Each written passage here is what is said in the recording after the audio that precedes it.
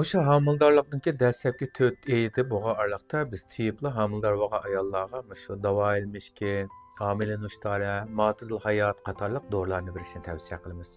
Lekin 4 oydan keyin bu dorilarning sonini ozaytishni yoki bo'lmasa yemaslikni tavsiya qilamiz. Sababi nima degan chog'imizda ko'p qism ayollar 6 oy, 7 oy bo'lgan chog'da kunda bir vaqt yetgan davomish 2 vaqt, 3 vaqt yetgan. Bu yerda bir masala bor tuqqanlar. Endi ayol kishi dastlabki 4 oyda bo'lgan chog'da qo'soqdagi homiliyat, qo'soq alayda bak cho'ng pul tip chiqmagan mezgili.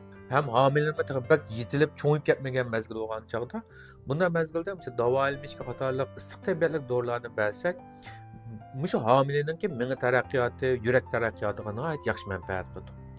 Lekin 5 oy, 6 oy ulab ketgan chog'da yana davo ilmishkining miqdorini ko'paytirib, kunda necha vaqt yegan bo'lsak, buni biz to'samiz. Sababi ayol kishi asosan qo'soq ko'tarib, homila yo'g'inab mangansa das bo'shig'i kengaydi. Ajraydi bunda yo'g'inab. Chunki qo'soqdan bola asosan das bo'shig'iga tushadi.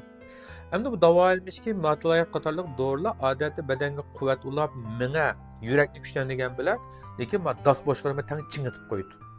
Shunlar das bo'shig'ining qanday kengayishiga zaxm yetib qoldi. Yoki bo'lmasa yaxshi kengayolmay qiyin tug'utni shakllantirib qo'yishi mumkin.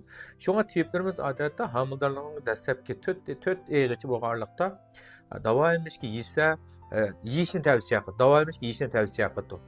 Lekin 6 oydan ortiq bo'lgan chog'da amal va davo ilmishki yemaslikni. Chunki davo ilmishki yesama kunda yemaslikni, kunda necha vaqt yemaslikni to'sadi.